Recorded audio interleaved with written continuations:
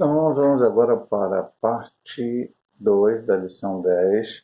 Provai se os Espíritos são de Deus, né? Estudamos a primeira parte, introdução, ponto 1, ponto 2, e agora nós vamos para o ponto de número 3.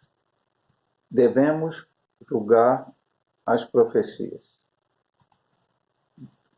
Divisão 1, 2, 3, 1. Deus quer sua igreja vestida com todos os dons do Espírito Santo. A igreja em Corinto deve ser o nosso exemplo neste sentido. Paulo dirigiu-se a ela dizendo que nenhum dom lhe faltava. 1 Coríntios 1, 7. O conselho bíblico para nós é: seguir o amor, procurar com zelo os dons espirituais, mas principalmente o de profetizar. 1 Coríntios 14, 1. Semana, uma das reflexões que eu mandei para os irmãos, eu dizia: a igreja de Corinto era, e nesse sentido que o autor fala, é realmente um exemplo para nós, porque tinha todos os dons. Paulo diz isso aqui, 1 Coríntios 1, 7. O que Paulo teve que orientar a igreja, principalmente no capítulo 12 e 14 de 1 Coríntios, era como colocar em prática esses dons. E até ele coloca no meio do capítulo 12 do 14, o 13 falando sobre o amor, que é a base para isso tudo. Para que verdadeiramente a igreja pudesse ser edificada, porque a igreja de Corinto ela teve muitos problemas, muitas dificuldades, não obstante ela ter todos os dons do Espírito. Vamos continuar aqui. O despertamento renova os dons. Quando Deus renova o dom de profecia, os dons de variedade de língua e interpretação por meio de um despertamento espiritual, então se torna necessário que a igreja esteja bem doutrinada para saber como usar os dons espirituais e também como se deve julgar as profecias, conforme a palavra de Deus nos orienta. Então, um pouco que no ponto 1 falei é isto. Deus quer distribuir os seus dons no meio da igreja, mas a igreja precisa estar bem orientada doutrinariamente, conhecendo a palavra, para que não haja coisas que fujam ao ensinamento bíblico, que ultrapassem aquilo que a Bíblia nos mostra como que as coisas devem acontecer. A finalidade para que as coisas aconteçam. A profecia serve para consolar, exortar e edificar. Passar disso, se a profecia for para amedrontar, perdeu a sua finalidade bíblica. Então temos que ter todo um cuidado. E ele fala aqui, além de ter o doutrinamento, também também como se deve julgar as profecias. Nós vamos ver durante o tópico seguinte essa parte que é fundamental. Escute bem essa palavra, meu amado irmão. Nenhuma mensagem tida como profética está isenta de exame por parte da igreja. E quando eu falo nenhuma, é não só aquele irmão que é usado como o dom de profecia, como até mesmo a palavra pregada. Precisamos discernir se aquilo que está sendo pregado e se algum irmão usado em profecia está de acordo com a palavra de Deus. Já disse várias vezes na igreja e repito. Enquanto eu estiver pregando a palavra de Deus, sem invenções, sem coisas da minha cabeça, sem filosofias, psicologias, outras coisas, eu não aceitarei, vamos dizer assim, que seja questionado aquilo que está sendo pregado, no sentido de ser pregação bíblica. Agora, o dia que eu chegar e falar, meu irmão, dá 3 por mim para a direita, 3 para a esquerda, agora tu está salvo por causa disso. Não, pastor, isso aí não é bíblico. É verdade, não é bíblico, você não vai aceitar um negócio desse. Ah, meu irmão, para ser salvo você tem que ser da nossa denominação. Se não for dessa denominação, você não vai ser salvo. Ah, pastor, isso aí está errado. Está errado mesmo, não aceite isso. Então, na hora que eu começar a falar qualquer coisa, Paulo disse lá aos Gálatas, se eu mesmo, ou um anjo do céu, descer e vos pregar um evangelho diferente desse que vocês têm recebido, seja nada. Então, muito cuidado. Então, vamos lá.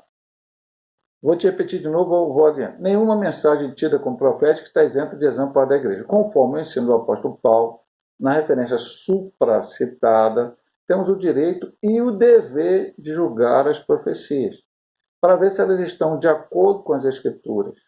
Se não estiverem, são consideradas anátema, pois têm o objetivo de conduzir o povo de Deus ao erro. Fujamos das falsas profecias e dos falsos profetas. Hoje, infelizmente, meu irmão, está ao contrário. O povo está buscando os falsos profetas. O povo está buscando as falsas profecias. Aquelas que vêm agradar a si. Aquela que vem ser boa para mim. Não, meu irmão, eu quero ouvir Deus falar. Em primeiro lugar, Deus fala pela sua palavra. Se eu ler a palavra todo dia, eu estarei bem alimentado. Ah, pastor, então não preciso? Não, meu irmão. Deus vai usar como Ele quer, na hora que Ele quer, do jeito que Ele quer, o seu vaso, né, no dom de profecia, para abençoar a igreja, para edificar a igreja, para consolar, para edificar. Essa palavra jamais trará confusão. Deus não é Deus de confusão. Quantas pessoas aí vão para determinada igreja, chegou a hora da revelação. Aí eu estou vendo um negócio escuro, estou vendo um negócio não sei o que lá. E a pessoa sai de lá e não entende nada. Deus não é Deus de confusão, não, né, amada? Fuja dessas coisas. Fique com a palavra de Deus. Síntese do tópico 3. Eu vou correr porque nós temos mais 2 tópicos, pelo menos, aqui para estudar. Devemos julgar a mensagem profética, pois nenhuma está isenta de exame por parte da igreja. E dá um subsídio teológico que eu vou ler também. Acho interessante isso aqui. 1. Devemos exercer o nosso ministério proporcionalmente à nossa fé. 2. Devemos manter a atitude certa, contribuir com generosidade, orientar com diligência, ter alegria e mostrar misericórdia. E 3. Embora exercemos um dom até a sua próxima capacidade, tudo será fruto do seu amor, que eu falei anteriormente, capítulo 13 de 1 Coríntios. Evidentemente, temos apenas o conhecimento parcial, está escrito lá. Em parte conhecemos, em parte profetizamos. E é só o que conseguimos compartilhar. Os dons são dados continuamente segundo a medida da fé e não uma vez por todas. Os dons devem ser testados, devem estar sujeitos ao mandamento do Senhor. O enfoque é o amadurecimento da igreja e não a grandeza do dom. Aquele irmão que profetiza é maior que todo mundo. Não, meu amado irmão.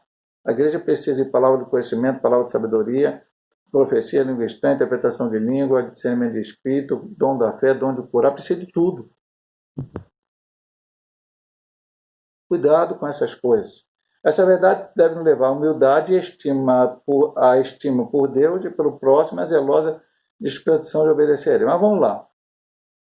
Por que temos que jogar as profecias? Boa pergunta, né, pastor? Por quê?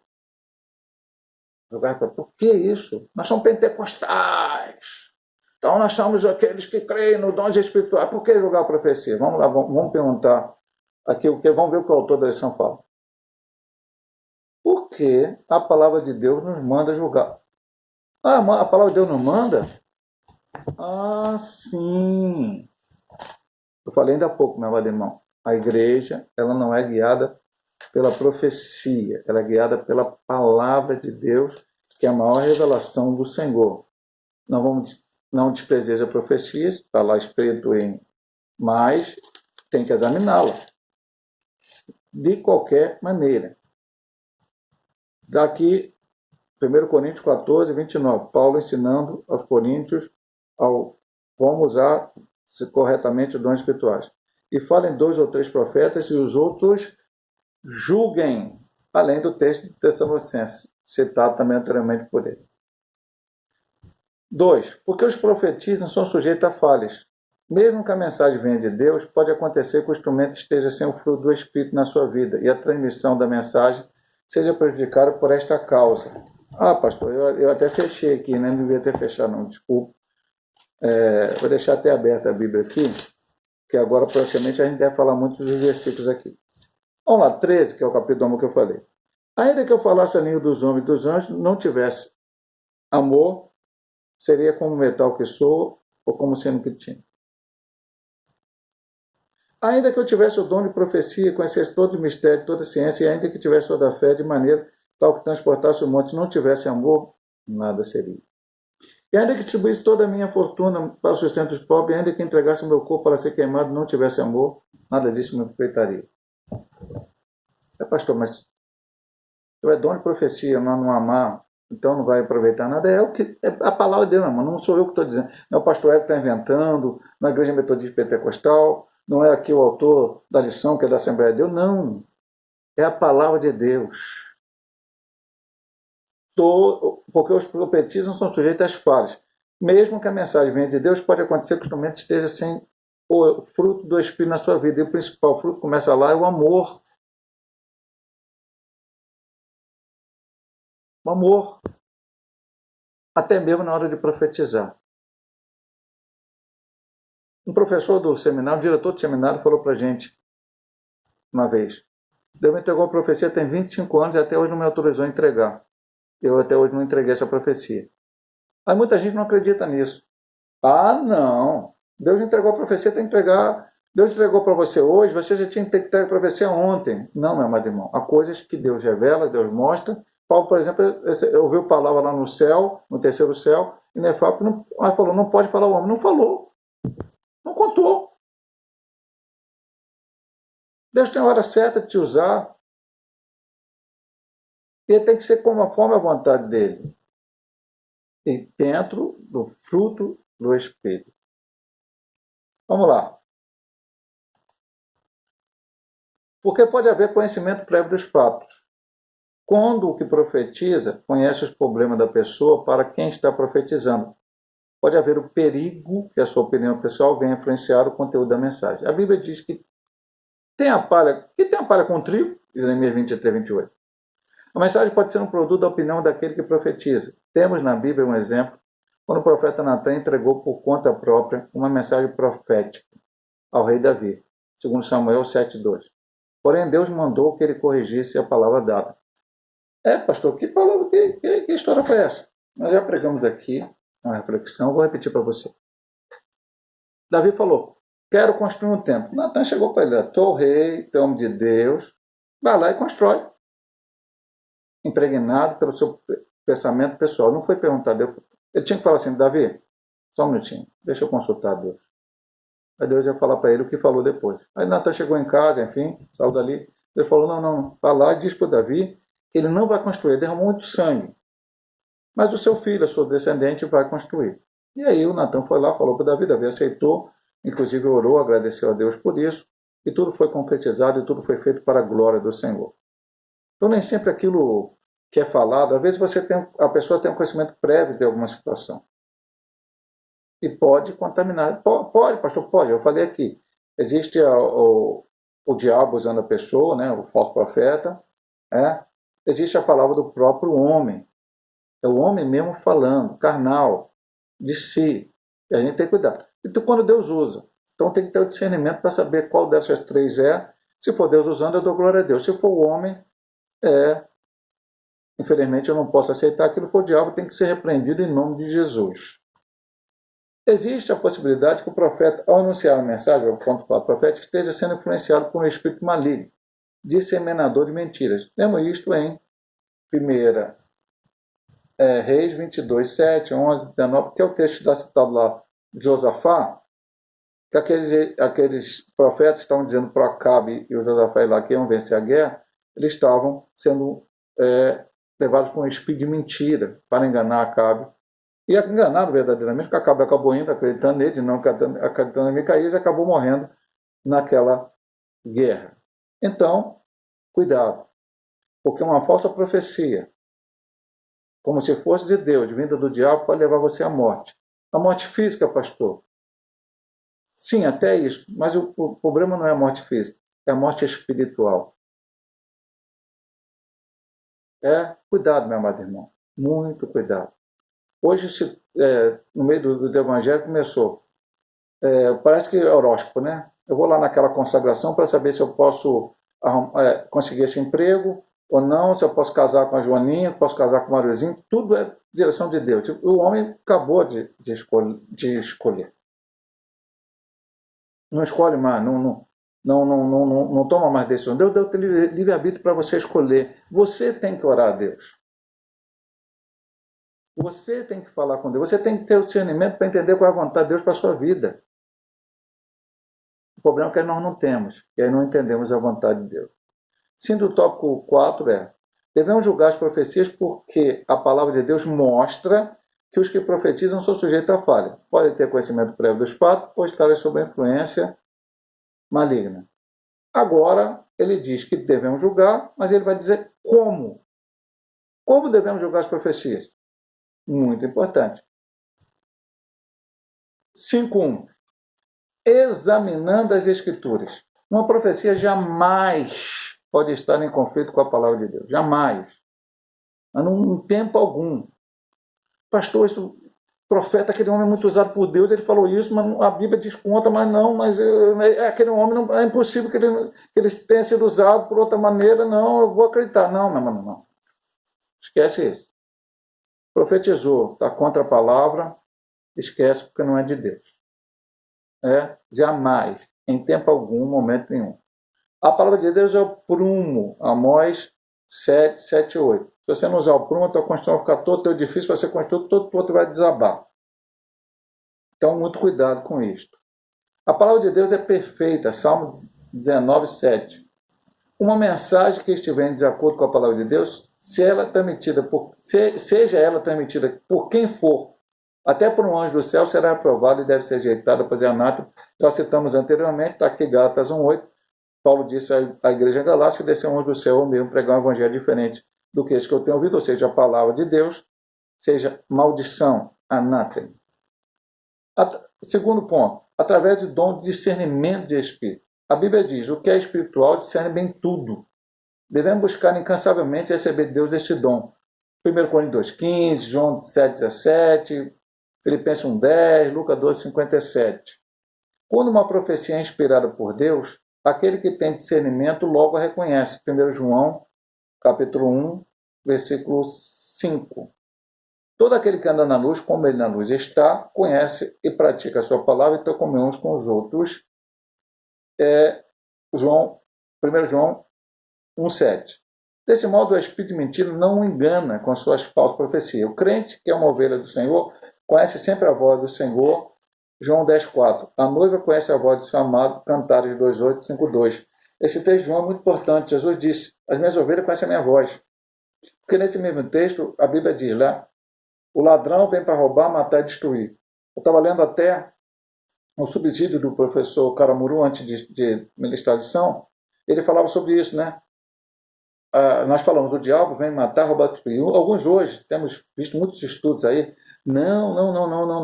Não é o diabo que vem matar, roubar, destruir, não. São os falsos pastores, e então lá, pega o texto, vai para lá, puxa para cá. Só que a Bíblia diz que Satanás é homicida desde o princípio. Então está no DNA dele, né? Entre aspas, né? Vamos falar assim.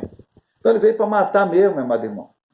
Então não importa se Jesus disse, naquela hora estava dizendo direto contra o diabo ou não, porque o diabo veio para matar. E para roubar também veio. E para destruir, a gente nem vai discutir isso. Então ele veio para fazer essas três coisas. E se nós não tivermos cuidado, seremos destruídos. Às vezes é destruído. O inimigo começou atacando Neemias como? A raposa vai destruir esse muro, vocês são fracos, vocês não vão conseguir. E depois começou com a profecia. Inclusive com profecia dizendo que Neemias queria virar rei de Judá. Uma mentira total, absoluta. O inimigo começou a usar aquelas pessoas no leve trás. Neemias falava uma palavra, as pessoas contavam para Tobias e Sanbalate, depois vinham contar para Jeremias que Tobias e Sanbalate falavam. Isso é completamente contrário à palavra de Deus.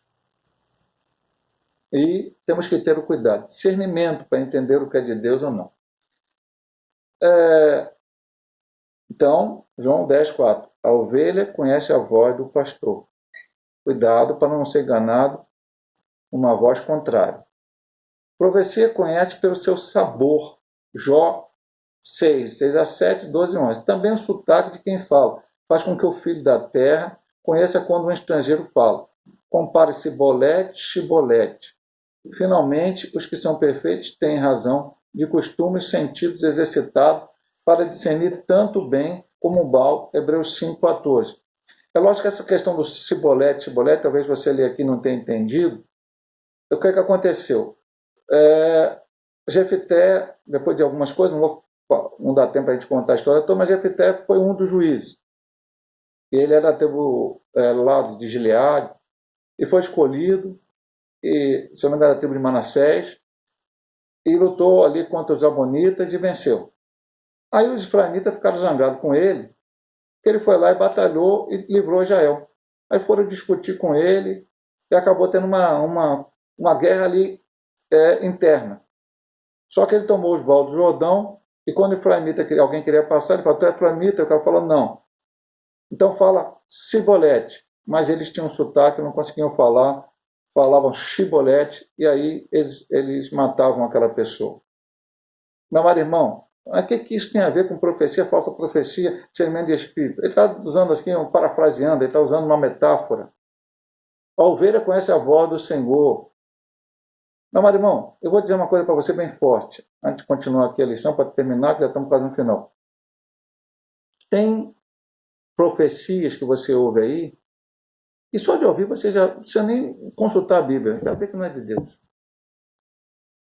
Tem que ter cuidado. Cuidado, muito cuidado. Leia essa palavra, meu irmão. Fique com ela. Vamos lá adiante. Simples do tópico 5. Podemos julgar a profecia por meio das escrituras sagradas, o dom de discernimento de espíritos.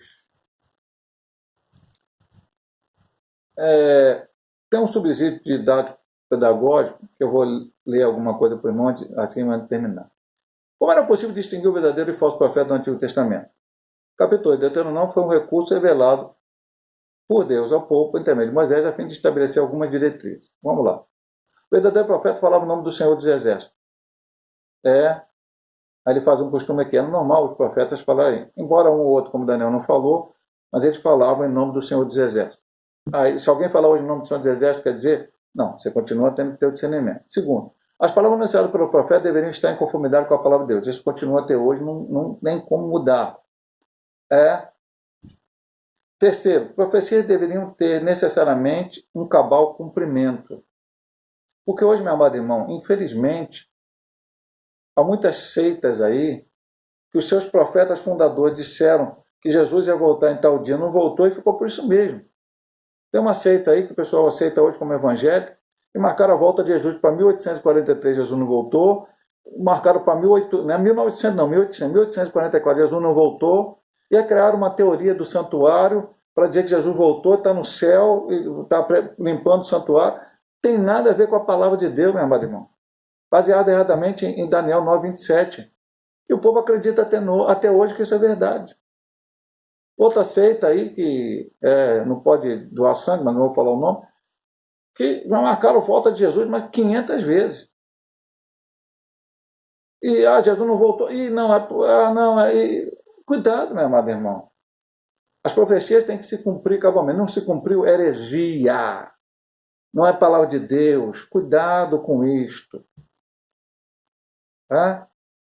Se o profeta tentasse levar o israelita ao erro, seria considerado imediatamente um impostor. É lógico, aí você tem que conhecer a palavra.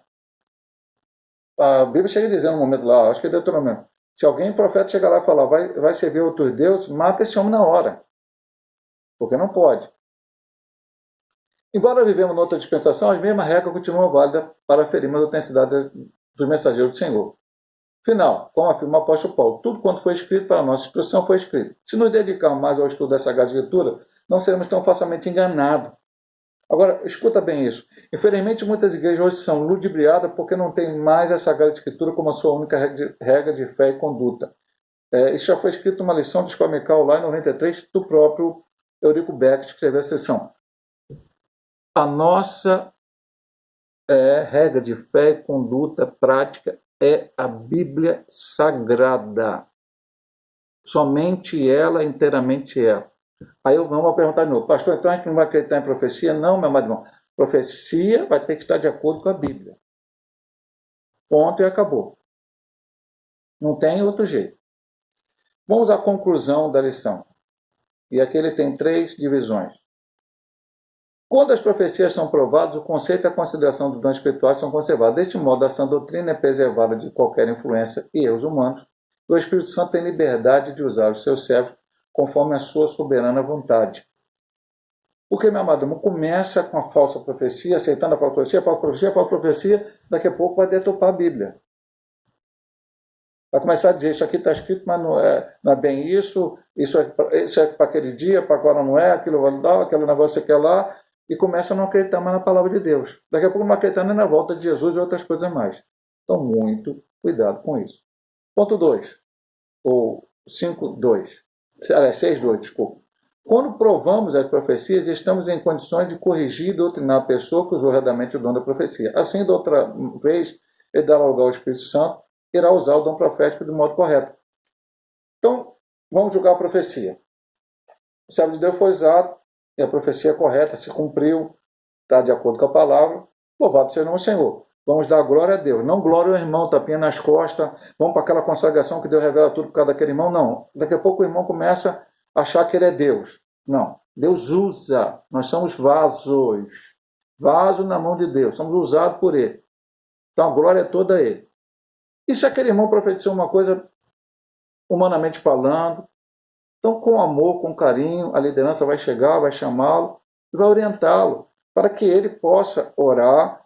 Ele nunca mais vai ser usado por Deus? Vai, meu amado irmão. Que ele possa orar para que seja usado por Deus de forma correta. Da forma como Deus quer, falando aquilo que vem da parte de Deus. Correto? É isso que a palavra diz. E o último ponto dessa lição, para terminar, depois temos uma situação aqui, né? Quando provamos as profecias, recebemos as bênçãos de Deus por meio delas. Quer nos dar. Ficamos com o bom e rejeitamos o que não veio de Deus. Já está escrito lá, nós lemos no início, né? Mas nós vamos terminar aqui com, mais uma vez, Tessalonicenses. Eu vou ler alguns textos amados que ele está citando aqui. 19 do capítulo 5, 1 Tessalonicenses. Não instigais o Espírito. 20. Não desprezeis a profecia. Agora o 21 que ele está dizendo aqui. Examinai tudo e retende o bem. 22. Abstende de toda aparência do mal. Recebe a palavra e julga. Eu vou terminar a lição dizendo alguma coisa para o irmão particularmente. Sou pastor há muito tempo. Antes de ser pastor, dirigi congregação. Já recebi muitas palavras proféticas. Algumas verdadeiras, outras não. Certa vez eu estava dirigindo a congregação em Parque Moisés, ainda não era pastor. E o irmão teve uma visão comigo que eu estava como naqueles desenhos animados, aqueles bonecos lá, enfim, vão viajar para um lado do outro, ele tem uma varinha e um negócio com roupa, né? Um amarrado de roupas no final daquela varinha, ele muda de um lado para o outro. Ele disse que viu essa visão comigo, que eu estava carregando ali uma trouxa de roupa, enfim. Eu não tinha condições, eu estava recém-casado com uma filha pequena, não tinha condições de viajar. O pastor Hélio me chamou e falou, olha, eu preciso inaugurar a igreja lá em Panelinha, na Bahia, quero que você vá, que eu não posso ir. Mas a igreja está em obra, não pode pagar essa viagem. E eu disse, você que tem que pagar a viagem. Eu falei, não tenho condições financeiras para isso. A minha mãe estava perto, falou, o que é, pastor Hélio? Não, é assim, assim, assado. Ele falou, não, então eu pago a viagem dele, ele vai. Ela pagou a viagem, eu fui bem rápido, né? Eu viajei na sexta-feira de carnaval, o pastor Raimundo, ex-pastor Raimundo, né? Falecido, saudoso, estava lá na Bahia, ele viajou primeiro, né? Porque ele trabalhava lá, e depois eu viajei, encontrei com ele lá, inaugurei a igreja e voltei. Quando eu voltei, é que eu lembrei da visão do irmão. Ela se cumpriu, mas tantas outras não se cumpriram. O pastor deixou de acreditar na profecia? Não. Eu julgo, como a palavra manda, através da palavra de Deus. Recebo, retenho, e o que for bom vai edificar a minha vida. Deus possa te abençoar através dessa lição, desse estudo, em nome de Jesus.